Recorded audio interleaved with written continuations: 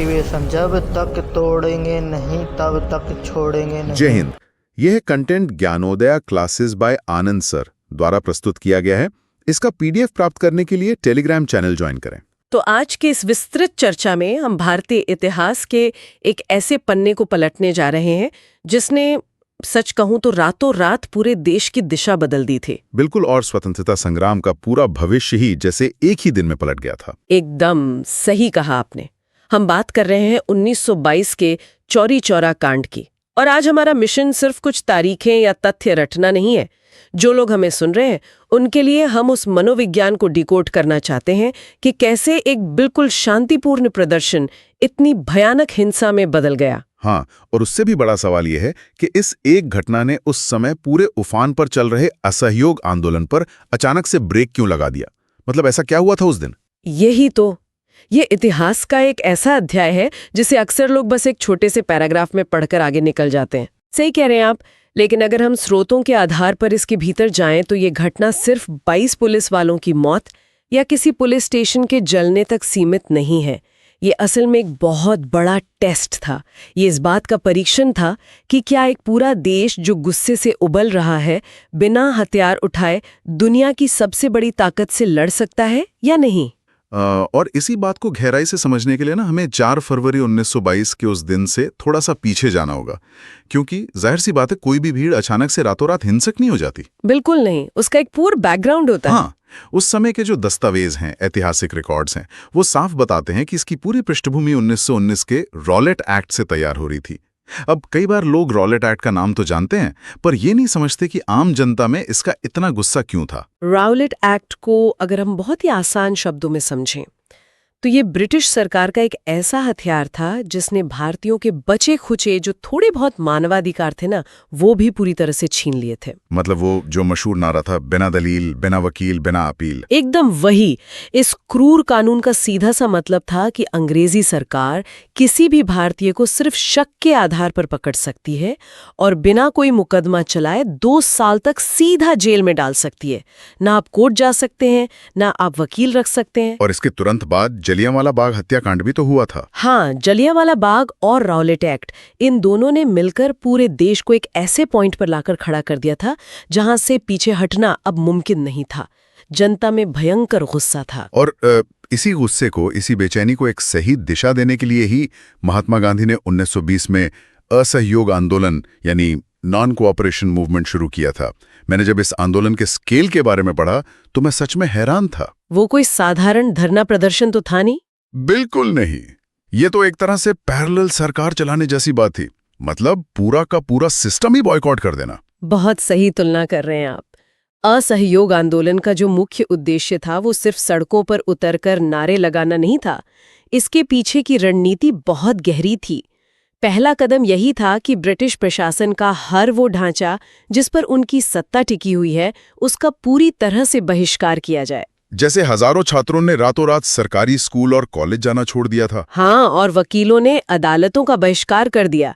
यहाँ तक कि कई लोगों ने अपनी पक्की सरकारी नौकरियां तक छोड़ दी थीं।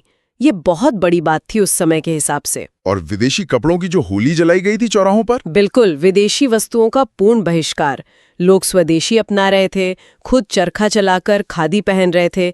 इससे अंग्रेजों की जो आर्थिक कमर थी वो टूटने लगी थी। लेकिन इस पूरी रणनीति के बीच एक बहुत ही अहम शर्त थी, एक ऐसी शर्त जो पत्थर की लकीर की तरह थी।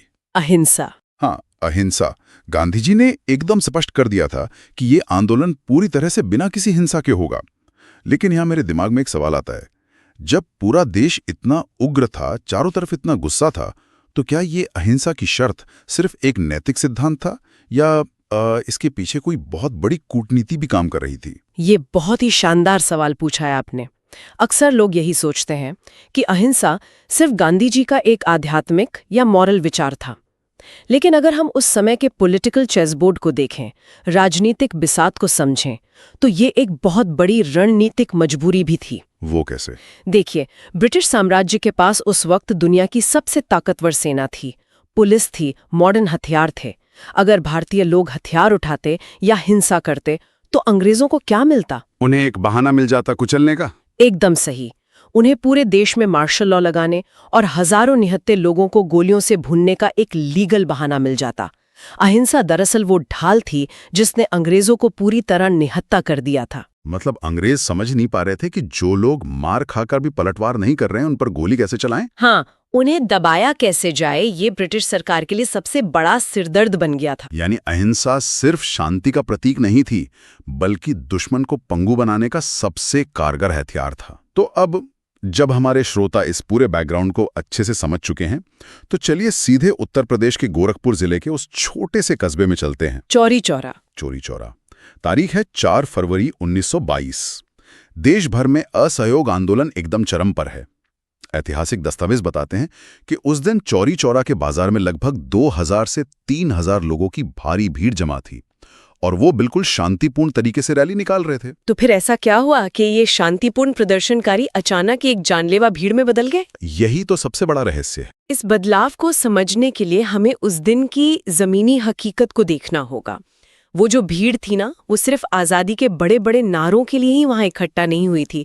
उनके कुछ बहुत ही लोकल और तुरंत के मुद्दे भी थे, जैसे महंगाई वगैरह। हाँ, उस इलाके में मांस और दूसरी जरूरी चीजों की कीमतें आसमान छू रही थीं और साथ ही स्थानीय जमींदारों और पुलिस का रवैया आम जनता के प्रति बहुत ही शोषक और अत्याचारी था। और इसी पूरी घटना में एक बहुत ही अहम किरदार सामने आते हैं, भगवान अहीर। बिल्कुल, भगवान अहीर। ये नाम अक्सर इतिहास की मुख्यधारा की किताबों में कहीं छिपसा जाता है। जब मैंने इनके बारे में पढ़ा तो मुझे लगा कि असल में यही वो चिंगारी थी जिसने उस दिन वो आग लगाई। मैं पूरी तरह सहमत हूँ। भगवान अहीर दरअसल ब्रिटिश सेना के ही एक रिटायर्ड फौजी थे, जो उस समय असहयोग आंदोलन से जुड़ चुके थे और स्थानीय लोगों को संगठित करने का काम कर रहे थे। और पुलिस ने उनके साथ कुछ ज्यादती की थी ना? हाँ, घटना से बस कुछ दिन पहले की बात है। पुलिस ने भगवान अहीर और उनके कुछ साथियों को शांतिपूर्ण पिकेटिंग यानी धरना करने के आरोप में बहुत बुरी तरह पीटा था और उन्हें हवालात पे बंद कर दिया था। तो मतलब 4 फरवरी को जो वो विशाल भीड़ इकट्ठा हुई थी, वो दरअसल पुलिस के उसी अत्याचार का विरोध कर रही थी। वो अपने नेता के साथ हुए अन्याय का जवाब मांगने के लिए पुलिस स्टेशन की तरफ जा रहे थे। एकदम सही। उस भीड़ के मन में पहले से ही पुलिस के खिलाफ एक बहुत गहरा रोष भरा हुआ था। अब आप खुद कल्पना कीजिए, 3000 लोगों की भीड़ है, गुस्से में है और वो बाजार से गुजरते हुए सीधे पुलिस स्टेशन की तरफ बढ़ रही है। जाहिर है थाने में जो मुट्ठी भर पुलिस वाले होंगे, उन्हें देखकर पसीना तो आ ही गया होगा। पुलिस प्रशासन सच में पूरी तरह से घबरा गया था। जब वो विशाल भीड़ पुलिस स्टेशन के सामने से गुजर रही थी, तब पुलिस ने उन्हें रोकने की कोशिश की। लेकिन भीड़ की रुकती? वो तो अपने अधिकार के तहत शांतिपूर्ण मार्च कर रही थी। भीड़ को तितर बितर करने के लिए पुलिस ने लाठीचार्ज शुरू कर दिया। लेकिन इतने सारे लोग जो पहले से ही गुस्से में हैं, उन पर लाठीचार्ज से बात कहाँ बनने वाली थी? लोग पीछे हटने को तैयार ही नहीं थे। हाँ, और जब लाठीचार्ज फेल हो गया तो पुलिस ने हवा में फायरिंग की, सिर्फ डराने के लिए। लेकिन जब 3000 की भीड़ गुस्से में हो, तो हवाई फायरिंग अक्सर आग में घी का काम कर जाती है। लोग डरने के बजाय और उग्र हो गए। उन पर इस हवाई फायरिंग का कोई असर नहीं हुआ। और इसके बाद जो हुआ वही इस पूरी कहानी का सबसे बड़ा टर्निंग पॉइंट था। जब पुलिस को लगा कि भीड़ अब उनके कंट्रोल से बाहर हो रही है, तो उन्होंने सीधे प्रदर्शनकारियों पर गोलियां चला दी। सीधे निहत्थे लोगों पर? हाँ, इस सीधी गोलीबारी में 3 प्रदर्शनकारी मौके पर ही मारे गए और कई लोग बुरी तरह घायल हो गए। अब आप जरा उस भीड़ की मानसिकता को समझिए। जो लोग गांधी जी के कहने पर सब कुछ त्याग कर लाठियां खाकर भी शांत बैठे थे, वो लोग जब अपने ही साथियों को खून से लथपथ जमीन पर गिरते हुए देखते हैं, तो उनके भीतर का वो जो बांध था ना, जो अहिंसा के अनुशासन से बंधा हुआ था, वो पूरी तरह टूट गया। और यहीं पर कहानी एक बहुत ही खौफनाक मोड़ ले लेती है। मुझे जो चीज इस पूरे वाकये में सबसे ज्यादा हैरान करती है, वो ये कि पुलिस ने गोलियां तो चला दी अंधाधुंध, लेकिन उनके पास असल में गोलियां थी कितनी? बहुत ही कम। ऐतिहासिक तथ्य यही बताते हैं कि जल्द ही पुलिस की गोलियां खत्म हो गई। और जब गोलियां खत्म हुई, तब उन्हें असल में अपनी जान का खतरा महसूस हुआ। वो अपनी जान बचाने के लिए उल्टे पैर भागे और सीधे जाकर पुलिस स्टेशन के अंदर छिप गए और दरवाजा अंदर से बंद कर लिया। ये पुलिस की दूसरी सबसे बड़ी रणनीतिक भूल थी उस दिन। बिल्कुल। जब भीड़ ने देखा कि जिन पुलिस वालों ने अभी अभी उनके साथियों की हत्या की है, वो अब निहत्थे होकर एक इमारत में छिप गए हैं, तो भीड़ का पूरा मनोविज्ञान ही बदल गया। अब वो कोई डरी हुई भीड़ नहीं थी। नहीं, अब वो बदला लेने पर उतारू एक बेहद उग्र और हिंसक समूह बन चुकी थी। उन्होंने बिना वक्त गवाए पुलिस स्टेशन को चारों तरफ से घेर लिया। मैंने पढ़ा है कि शुरू में भीड़ ने पुलिस स्टेशन पर पथराव किया था, लेकिन जब दरवाजा नहीं टूटा तब उन्होंने वो कदम उठाया जिसने इतिहास के पन्नों पर इस दिन को काले अक्षरों ने दर्ज कर दिया। हाँ, भीड़ ने मिट्टी का तेल और आसपास मौजूद जितनी भी सूखी लकड़ियां थीं उन्हें इकट्ठा किया, उन्हें पुलिस स्टेशन के चारों तरफ रखा और इमारत में आग लगा दी। ये बहुत ही भयानक दृश्य रहा होगा। एक पूरी इमारत धू-धू कर जल रही है और जो पुलिसकर्मी अंदर हैं उनके पास भागने का कोई रास्ता ही नहीं है। कुछ पुलिस वालों ने आग से बचने के लिए बाहर भागने की कोशिश भी की थी, लेकिन बाहर तो उग्र भीड़ खड़ी थी। बिल्कुल, भीड़ ने उन्हें पकड़ लिया, बुरी तरह पीट-पीट कर मार डाला और वापस उसी धधकती आग में फेंक दिया। बाप रे। उस दिन उस पुलिस स्टेशन के अंदर एक थानेदार सहित कुल 22 पुलिसकर्मी जिंदा जलकर राख हो गए। 22 लोग जिंदा जल गए। ये कोई छोटी मोटी घटना नहीं थी, ये एक सीधा संदेश था कि आंदोलन अब नेताओं के नियंत्रण से पूरी तरह बाहर हो चुका है। वो आम जनता के उस गुस्से में बदल चुका था जिसकी कोई दिशा ही नहीं थी। सही कहा। लेकिन इस घटना की गूंज सिर्फ गोरखपुर या यूपी तक सीमित नहीं रही। इसकी सबसे बड़ी चोट वहां पड़ी जहां शायद किसी ने उम्मीद भी नहीं की थी।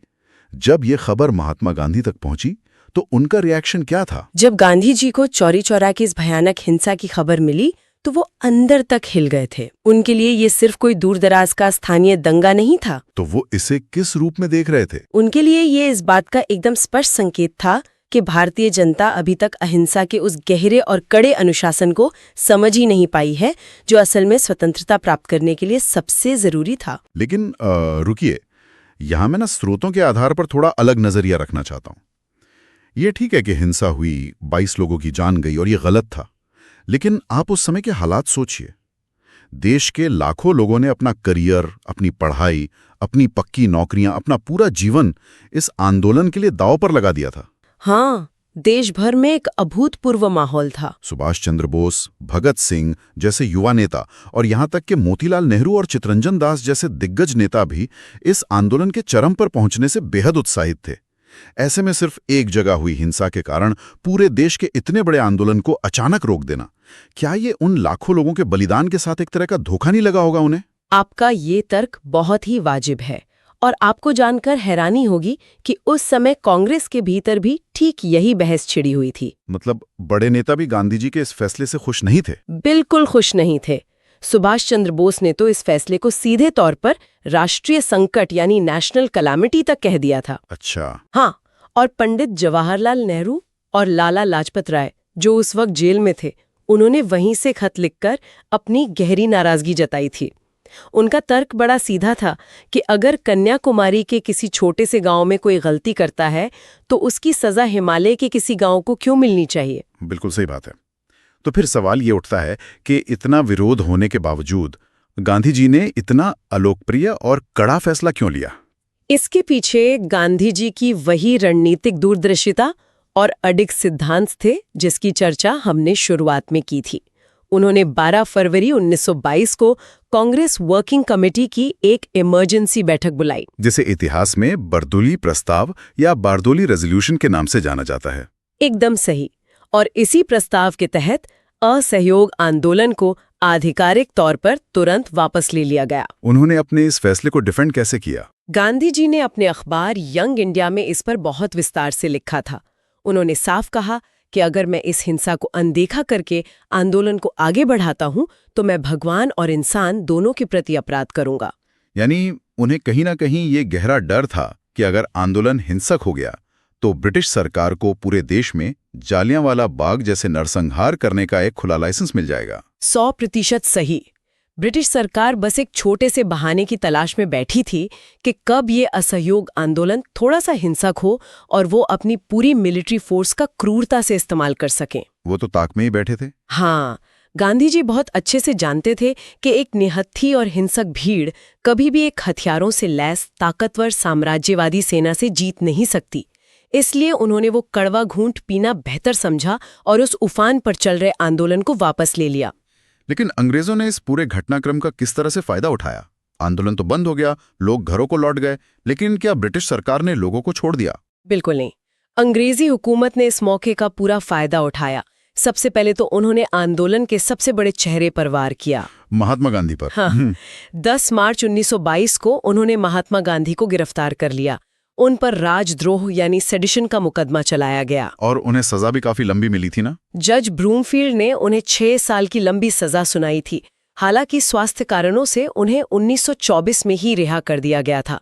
लेकिन उस अहम समय के लिए आंदोलन का सबसे बड़ा नेता जेल के पीछे था। और उन लोगों का क्या हुआ जिन्होंने उस दिन चौरी चौरा में असल में वो हिंसा की थी? हाँ, जो रिकॉर्ड्स मौजूद हैं वो बताते हैं कि घटना के बाद ब्रिटिश सरकार का दमन चक्र बहुत ही भयानक था। हाँ, इस घटना के तुरंत बाद ब्रिटिश प्रशासन ने पूरे गोरखपुर और आसपास के इलाके में खौफ का एक ऐसा माहौल बना दिया था जिसकी कल्पना भी मुश्किल है। पुलिस ने अंधाधुंध गिरफ्तारियां की होंगी, बिल्कुल। हजारों लोगों को सिर्फ शक के आधार पर पकड़ लिया गया, उन्हें बुरी तरह प्रताड़ित किया गया और अंततः 225 लोगों पर आधिकारिक रूप से हत्या और दंगे का मुकदमा चलाया गया। 225 लोगों पर? हाँ, और ये ट्रायल भारतीय कानूनी इतिहास के सबसे महत्वपूर्ण और बड़े मुकदमों में से एक माना जाता है। मैंने पढ़ा है कि इन लोगों को फांसी से बचाने के लिए भारत के एक बहुत बड़े नेता ने अदालत में जिरह की थी। वो कौन थे? सही पढ़ा है आपने, वो थे महान स्वतंत्रता सेनानी और वकील पंडित मदन मोहन मालवीय। हाँ, मालवीय जी। जब निचली अदालत ने 172 लोगों को फांसी की सजा सुना दी थी तो ये पूरे देश के लिए एक बहुत बड़ा झटका था, इतनी बड़ी संख्या में फांसी। तो फिर मालवीय जी ने क्या किया? इसके बाद पंडित मदन मोहन मालवीय ने इलाहाबाद हाई कोर्ट में इन सभी लोगों की पैरवी की और अपनी शानदार कानूनी दलीलों से उन्होंने 150 से ज्यादा लोगों को फांसी के फंदे से बचा लिया। ये तो वाकई एक बहुत बड़ी बात है कि उन्होंने अकेले इतने सारे लोगों की जान बचा ली। लेकिन फिर भी क्या वो सबको बचा पाए? दुर्भाग्य से नहीं। एक लंबी कानूनी लड़ाई के बाद भी 19 लोगों को फांसी की सजा बरकरार रखी गई। इन 19 लोगों को 1923 में फांसी दे दी गई। और बाकी लोगों का क्या हुआ? बाकी कई लोगों को उम्र कैद और काले पानी की भयानक सजा देकर अंडमान की सेलुलर जेल भेज दिया गया। बहुत ही दर्दनाक अंतरा है इस पूरी घटना का। अब अगर हम इस पूरी चर्चा को समेटे और इसका एक व्यापक राजनीतिक प्रभाव देखें तो एक और दिलचस्प बात सामने आती है। वो क्या? आंदोलन वापस लेने के बाद कांग्रेस के अंदर जो फूट पड़ी थी उसने भी तो भारतीय राजनीति को एक नया मोड़ दिया है ना? बिल्कुल सही पॉइंट पकड़ा है आपने। जब असहयोग आंदोलन अचानक से खत्म हुआ तो देश में एक पॉलिटिकल वैक्यूम यानी राजनीतिक शून्यता पैदा हो गई थी, क्योंकि करने को कुछ था ही नहीं। हाँ, जो नेता गांधी जी के इस फैसले से नाराज थे, जैसे चित्तरंजन दास और मोतीलाल नेहरू, उन्होंने महसूस किया कि अब सिर्फ सड़कों पर विरोध करने से काम नहीं चलेगा, हमें सिस्टम के अंदर घुसकर अंग्रेजों से लड़ना चाहिए। और इसी विचार के तहत 1923 में उन्होंने एक नई पार्टी बना ली। हाँ, स्वराज पार्टी की स्थापना की।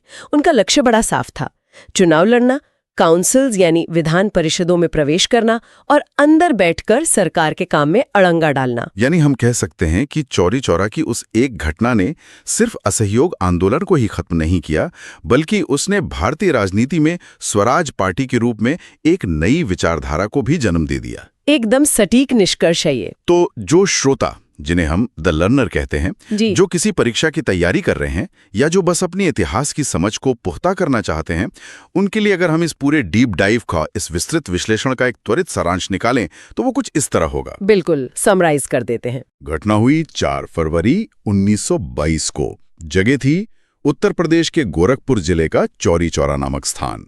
ये सब हुआ असहयोग आंदोलन के बिल्कुल चरम पर। मुख्य कारण था पुलिस द्वारा भगवान अहीर की पिटाई, शांतिपूर्ण भीड़ पर लाठीचार्ज और फिर सीधी गोलीबारी। और इसके पलटवार में भीड़ ने हिंसक होकर 22 पुलिसकर्मियों को जिंदा जला दिया। और इसके परिणाम स्वरूप 12 फरवरी को बारदोली प्रस्ताव के जरिए असहयोग आंदोलन हमेशा के लिए वापस ले लिया गया। 225 लोगों पर मुकदमा चला। पंडित मदन मोहन मालवीय ने पैरवी की, लेकिन फिर भी 19 को फांसी हुई और गांधी जी को 6 साल की जेल हुई। बहुत ही बेहतरीन सारांश। और अगर हम स्रोतों से सबसे बड़ा टेक अवे निकालें तो वो ये है कि इस घटना ने हमेशा के लिए साबित कर दिया कि गांधी जी के लिए साधन यानी मीन्स उतने ही महत्वपूर्ण थे जितना कि साध्य यानी एंड। मतलब मंजिल जितनी पवित्र होनी चाहिए, रास्ता भी उतना ही पवित्र होना चाहिए। एकदम। आजादी अगर उन्हें खून खराबे से मिलती है तो वो उन्हें किसी भी कीमत पर मंजूर नहीं थी। इस एक घटना ने भविष्य के सभी आंदोलनों के लिए, चाहे वो सविनय अवज्ञा आंदोलन हो या 1942 का भारत छोड़ो आंदोलन, उनके लिए एक बहुत ही स्पष्ट लकीर खींच दी थी कि अनुशासन और संगठन के बिना कोई भी बड़ा बदलाव संभव नहीं है। बिल्कुल सही। इस पूरी कहानी को इतनी गहराई से सुनने और समझने के बाद दिमाग में सच में कई तरह के विचार और सवाल उठने लगते हैं। इतिहास का हर पन्ना अपने आप में कई संभावनाएं समेटे हुए है। हाँ, और इसीलिए चर्चा को समाप्त करने से पहले मैं जो लोग हमें सुन रहे हैं उनके लिए एक विचारणीय प्रश्न छोड़ना चाहूंगी। बिल्कुल, बताइए। जरा सोचिए, अगर चौरी चौरा की वो भीड़ उस दिन पुलिस की गोलियां खाने के बाद भी शांत रहती, अगर वो आगजनी की घटना नहीं घटी होती और असहयोग आंदोलन अपनी उसी भयंकर रफ्तार से पूरे देश में चलता रहता, तो क्या होता? क्या भारत को आजादी 1947 से कई साल पहले ही मिल गई होती? या फिर जैसा कि हमने पहले चर्चा की, ये आंदोलन अंततः ब्रिटिश सेना के मार्शल लॉ और एक ऐसे हिंसक दमन का शिकार हो जाता जिससे उभरने में भारत को और भी कई दशक लग जाते? ये सच में एक ऐसा सवाल है जो इतिहास के पन्नों में हमेशा गूंजता रहेगा। क्या गांधी जी का वो कदम, वो वापसी, एक भूल थी या एक पूरे राष्ट्र को तबाह होने से बचाने का एक मास्टर स्ट्रोक? इस पर विचार करना हमेशा इतिहास को देखने का एक नया नजरिया देता है। बिल्कुल। तो आज के इस विस्तृत विश्लेषण में बस इतना ही। धन्यवाद। और हमारा एक ही मोटिवेशन, जब तक तोड़ेंगे नहीं तब तक छोड़ेंगे नहीं।